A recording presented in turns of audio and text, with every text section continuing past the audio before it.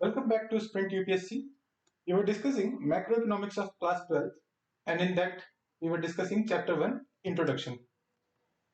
अब तक इस चैप्टर में हम लोगों ने macroeconomics and its scope, difference between macroeconomics and microeconomics, how macroeconomics evolved as a discipline, ये हम लोगों ने अब तक डिस्कस किया था.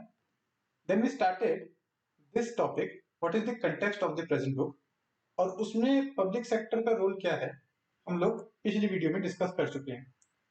In this video, we will discuss what is the role of household sector or what is the role of external sector. So, household sector के role से स्टार्ट करते हैं. Household is the backbone of any economy. हो सकता है state अपने participations में कभी ज्यादा एक्टिवली पार्टिसिपेट करे, कभी कम एक्टिवली पार्टिसिपेट करे, लेकिन ये हाउसहोल्ड सेक्टर है जिसकी पार्टिसिपेशन डिटरमाइन करती है कि इकोनॉमी की सिचुएशन क्या होने वाली है. हाउसहोल्ड सेक्टर का क्या मतलब हुआ? लेमन लैंग्वेज में बोले तो we the people of India, हम लोग हाउसहोल्ड हैं. हम लोग क्या कर रहे हैं? सबसे पहली बात तो ये है कि हम लोग इकोनॉमी में जो भी रिक्वायरमेंट्स है, फैक्टर्स ऑफ प्रोडक्शन है, वो प्रोवाइड कर रहे हैं. लास्ट वीडियो में हम लोगों ने डिस्कस करा what is factor of production. सबसे पहले लैंड, वो हाउसहोल्ड सेक्टर के लोग ही ओन करके रखते हैं. लेबर हम लोगों में से ही जाते हैं जो कि अपनी सर्विसेज को प्रोवाइड करते हैं. फिर हमारी सेविंग्स बैंक्स के पास जाती है और बैंक्स उसको चैनलाइज करते हैं इन फॉर्म ऑफ कैपिटल. तो हम लोग कैपिटल भी प्रोवाइड कर रहे हैं. It is the household sector which is also providing capital. Well, another thing which household sector is providing is entrepreneur. Entrepreneur भी तो हमारे में से आ रहा है. अगर हम लोग लेबर दे रहे हैं काम करने के लिए तो एंटरप्रेन्योर भी हम ही देते हैं. So land, labour, capital and entrepreneurship, these are 4 factors of production. ये चारों factors of production household supply कर रहा है. तो सबसे पहली हाउस होल्ड की इंपॉर्टेंस इस वजह से आ जाती है कि पहली बात तो हम लोग ये सारे प्रोवाइड कर रहे हैं फैक्टर्स ऑफ प्रोडक्शन. अब ना केवल इनको प्रोवाइड कर रहे हैं हम लोग, फिर इनसे आगे भी हम लोग इकोनॉमी को किक ऑफ कर रहे हैं. कैसे? हाउस होल्ड सेक्टर जैसा मैंने बताया लेबर प्रोवाइड करता है. लेबर होती है वो वेज अर्नर होती है, वो वेज अर्न करती है, वो वेज इनकम है. And that income is translated either into consumption. खर्च कर रहे हैं. खर्च किस पे कर रहे हैं? कार खरीद रहे हैं, घर खरीद रहे हैं, खाने की सामान खरीद रहे हैं, घूमने फिरने जा रहे हैं. This consumption is increasing demand. Okay. Another factor, हम लोग सेव भी करते हैं, चाहे जो भी पर्पज हो सेव करने का, लेकिन सेविंग्स भी कर रहे हैं. सेव किसके पास कर रहे हैं? बैंक्स के पास. और बैंक्स उसको क्या कर रहे हैं? Banks are investing it. Okay. When they are investing it, investment से क्या करेंगे? They are creating capital. More capital create, जैसे जैसे और कैपिटल क्रिएट होगा वैसे वैसे और प्रोडक्शन बढ़ेगी, और प्रोडक्शन बढ़ाने के लिए और लेबर्स को हायर करना पड़ेगा. फिर उसकी वजह से और वेज अर्नर्स आएंगे, और इनकम बनेगी, फिर और कंजप्शन बनेगा, और फिर डिमांड फर्दर इंक्रीज होगी. हाउस होल्ड सेक्टर सबसे पहली बात है वेज अर्नर है, और वेज अर्नर की इनकम कंजप्शन और सेविंग में ट्रांसलेट हो रही है. दूसरी तरीके से बोला जाए, डिमांड में और इन्वेस्टमेंट के फॉर्म में ट्रांसलेट हो रही है. हाउस होल्ड सेक्टर का तो पहला इंपॉर्टेंस यहां पे आ जाता है. ठीक. अब दूसरा हम लोग इंपॉर्टेंस देखते हैं हाउस होल्ड सेक्टर का. सेविंग्स को हम लोगों ने डिस्कस करा, सेविंग्स किस तरीके से इन्वेस्टमेंट बन रही है. हाउस होल्ड सेक्टर फिर ओनर ऑफ लैंड भी है. लैंड को हाउस होल्ड सेक्टर ओन करता है, उसको इंडस्ट्रीज को मिलती है या फर्म को मिलती है. फर्म क्या कर रही है? Firm is paying rent. Again this rent is what? This rent is the income of household sector. Income of household. और इनकम बढ़ी तो हम लोगों को पता है वही पुराना साइकिल, या तो कंज्यूम होगी या तो सेव होगी. फिर उसके बाद कंज्यूम होगी तो डिमांड क्रिएट होगी, सेव होगी तो इन्वेस्टमेंट क्रिएट होगी, इन्वेस्टमेंट क्रिएट होगी तो फिर से ये डिमांड बढ़ेगी लैंड की, और ये साइकिल घूमता रहेगा, जिसे हम लोग बोलते हैं virtuous cycle of economy, virtuous cycle. House hold sector ना केवल ये फैक्टर्स ऑफ इकोनॉमी दे रहा है, लैंड, लेबर और कैपिटल, एंटरप्रेन्योर्स भी दे रहा है। ये एंटरप्रेन्योर्स ही हैं जो कि लैंड की डिमांड, लेबर की डिमांड और कैपिटल की डिमांड को क्रिएट कर रहे हैं। क्यों? क्योंकि this entrepreneur made the decision that she will start a firm, और उस फर्म से वो प्रोडक्शन करेगी। अब उस प्रोडक्शन करने के लिए वो लैंड की डिमांड क्रिएट करेगी, लेबर की डिमांड क्रिएट करेगी, कैपिटल की डिमांड क्रिएट करेगी, और इन सबको एक इनकम प्रोवाइड करेगी। ठीक है, इसके रिटर्न में ये लोग लैंड, लेबर और कैपिटल ओनर्स हो सकता है इसके गुड्स को खरीदें, जो कि फर्दर इस साइकिल को कंटिन्यू करते रहेंगे। तो house hold sector is the most important sector of the economy. House hold sector के बाद जो दूसरा सेक्टर हो जाता है हमारे इकोनॉमी में, कैपिटलिस्टिक इकोनॉमी में, वो हो जाता है एक्सटर्नल सेक्टर। स्टेट को हम लोगों ने देखा पब्लिक एक्सपेंडिचर करती है, हाउस होल्ड को हम लोगों ने देखा वो डिमांड क्रिएट करती है, चीजों की सप्लाई भी क्रिएट कर रही है, डिमांड भी क्रिएट कर रही है। अब in the case of demand and supply कभी कभार हो जाता है कि demand is much much much higher than the supply. उस केस में हम लोग क्या होते हैं, रिसेंटली हम लोग देखते हैं कि पल्सेस, दाल दाल के प्राइस अब नॉर्मली इंक्रीज हो गए थे, कुछ साल पहले की बात कर रहे हैं हम लोग। ठीक है, 100% टाइम्स इंक्रीज आया था, तो एब्रप्ट इंक्रीज था। वो क्यों था? डिमांड बहुत ज्यादा थी, सप्लाई उतनी नहीं थी कि पल्सेस की जो डिमांड को मैच कर पाए। एज ए रिजल्ट इन्फ्लेशन आ गया। अगले साल हम देखते हैं एकदम बराबर सा हो गया था, पल्सेस के प्राइस पूरे नॉर्मलाइज हो गए थे, और एग्रीगेट डिमांड और एग्रीगेट सप्लाई उतनी ही थी। अब लॉन्ग रन में ऐसा तो होता नहीं कि जो दाल खाने वाला वो दाल खाना बंद कर देगा, वो तो खा ही रहा होगा। तो हुआ क्या? प्राइमरली सप्लाई बढ़ गई थी। सप्लाई कहां से बढ़ी? पहली चीज तो डोमेस्टिकली बढ़ी, लोगों ने करा, लेकिन उसके बाद सप्लाई का एक और सोर्स था, वो था इंपोर्ट्स। हम लोगों ने दूसरे देशों से वो मंगाना शुरू कर दिया। जैसे वो दूसरे देशों से आना शुरू हुआ, सप्लाई बढ़ती गई और डिमांड के जैसी बराबर आ गई, वहां पे हम लोग एक प्राइस के ऊपर आ गए जहां पे प्राइस नॉर्मलाइज हो गए थे।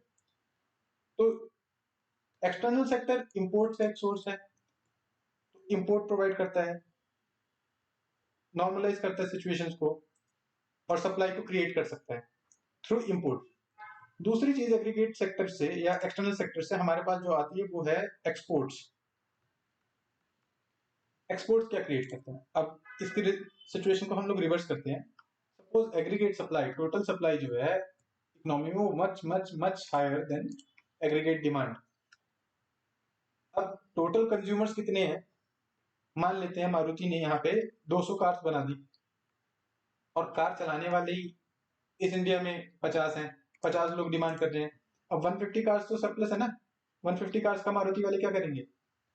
अब that one those 150 cars can be exported to other countries, USA में भेज दी, अफ्रीका में भेज दी, इंग्लैंड में भेज दी। तो यहाँ पे क्या हो रहा है? एक एडिशनल मार्केट मिल रहा है, एडिशनल डिमांड का एक हम उनको सोर्स मिल रहा है।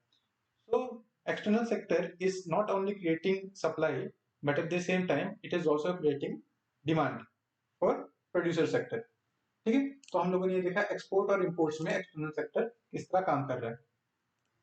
तीसरी चीज, डिमांड और सप्लाई के अलावा एक्सटर्नल सेक्टर हम लोगों को कैपिटल प्रोवाइड कर रहा है। कैसे? इसको एक बार इरेज कर लेते हैं। कैपिटल क्या होता है? कैपिटल हम लोग बोलेंगे पूरी बुक में जब भी पढ़ेंगे मीन्स ऑफ प्रोडक्शन। ओके, ठीक, मीन्स ऑफ प्रोडक्शन, उसके लिए थोड़ा सा पैसा चाहिए। अब वो पैसा हम लोग, suppose this gentleman mister ABC, mister ABC went to SBI, कहा कि मेरे पास एक बहुत बड़ा प्लान है, इतना बड़ा प्लान है कि मैं पूरी इकोनॉमी को सुधार सकता हूँ, लेकिन उसके लिए मुझे 20,000 करोड़ चाहिए। अब 20,000 करोड़ एसबीआई के पास नहीं है। However SBI is quite confident कि हाँ ये प्लान सच में काम कर सकता है। एसबीआई या तो खुद फॉरेन बोरोविंग्स कर सकती है, नहीं तो मिस्टर एबीसी को कह सकती है कि देखो भाई मेरे पास तो 5,000 ही है, आप क्या करो 15,000 बाहर से अरेंज कर लो, मेरे पास नहीं है इतना कैपिटल।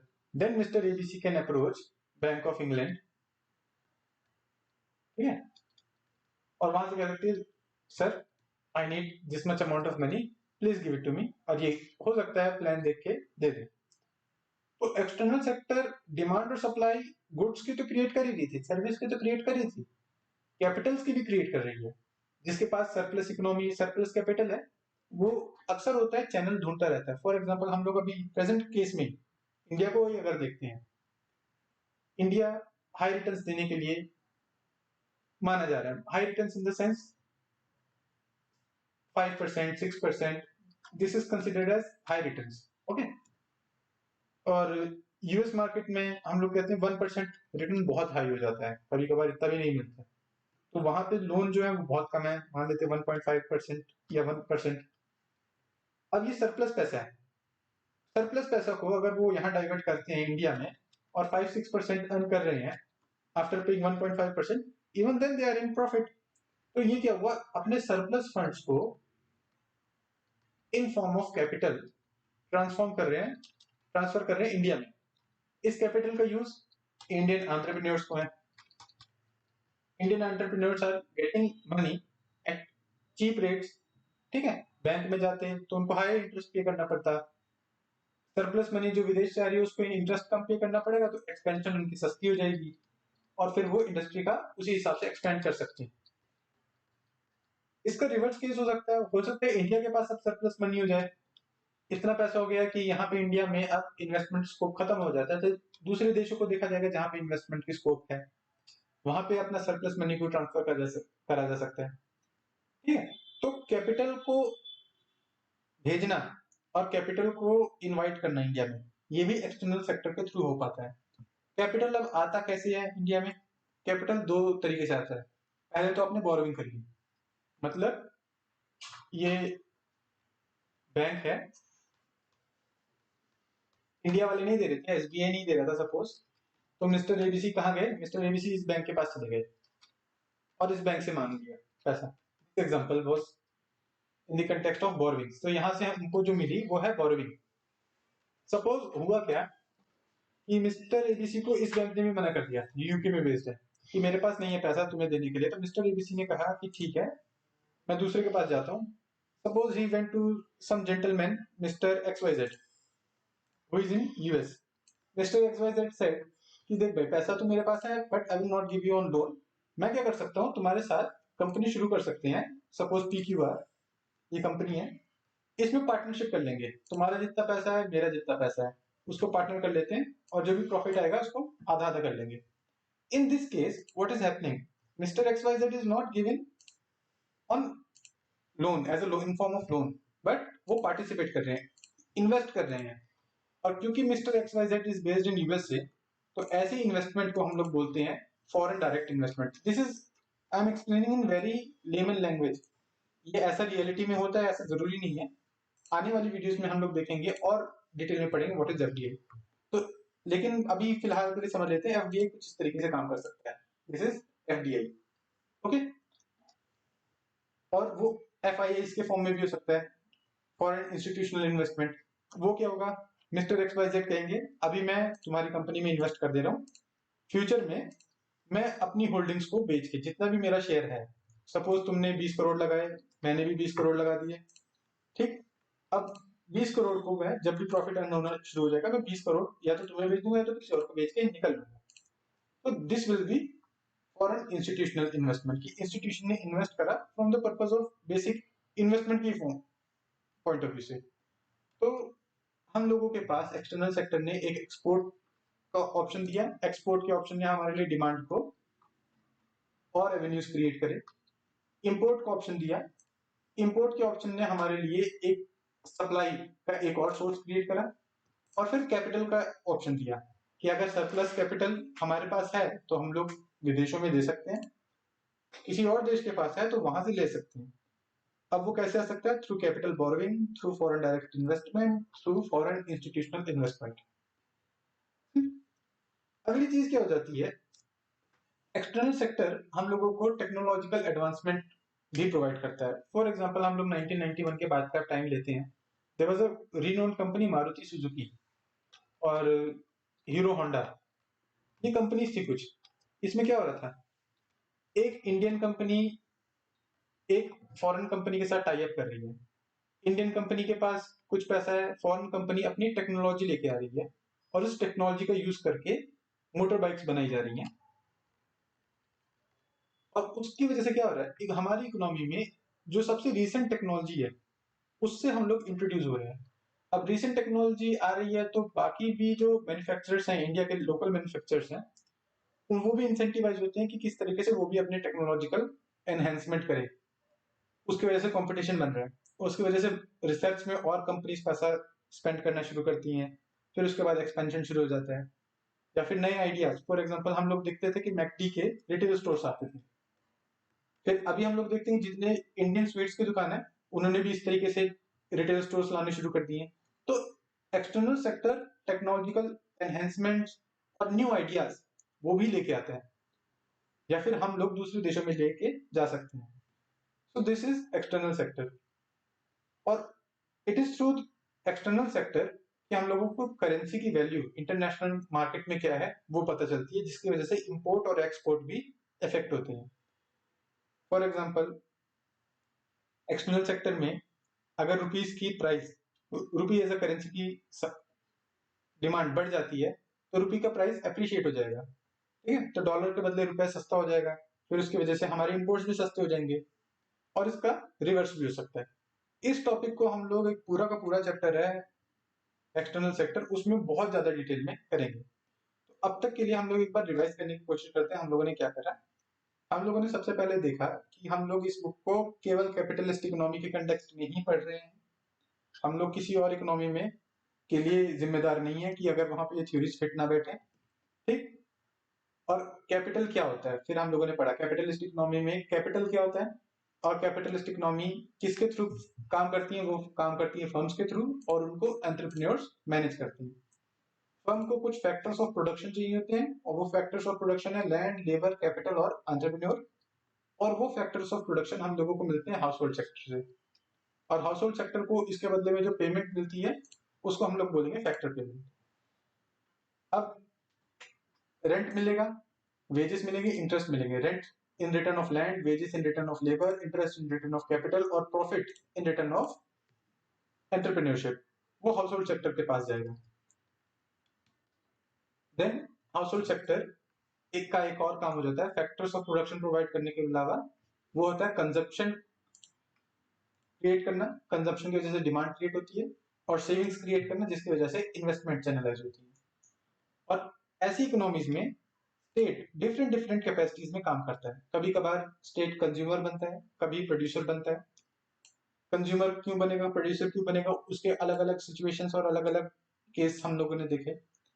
फिर ऐसी इकोनॉमीज में एक्सटर्नल इकोनॉमीज भी काम करती हैं। एक्सटर्नल इकोनॉमीज एक्सपोर्ट के थ्रू और इंपोर्ट के थ्रू काम करेंगी, कभी डिमांड को क्रिएट करेंगी, कभी सप्लाई को क्रिएट करेंगी। So this was our chapter 1। इस कंप्लीट चैप्टर के आपको एमसीक्यूज प्रिंट यूपीएससी की ऐप पे मिल जाएंगे। Please go through those questions of first chapter and practice all the questions. UPSC is all about practice and जितना आप ज्यादा प्रैक्टिस करेंगे उतना ही इस चैप्टर के कंसेप्ट्स में आपको और क्लैरिटी मिलेगी। So, thank you and have a nice day.